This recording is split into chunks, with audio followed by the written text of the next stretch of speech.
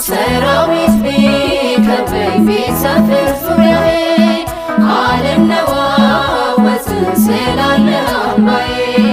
ሰልፉ ቢበዛብኝ ወጀቡ ቢነሳ እተማመናለሁ ካንተ የተነሳ።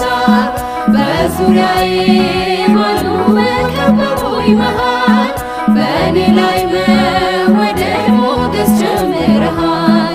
በዙሪያዬ ባሉ በከበቡኝ መሃል በእኔ ላይ መወደድ ሞገስ ጨምረሃል። እግዚአብሔር ብርሃኔና መድኃኒቴ ነው። እግዚአብሔር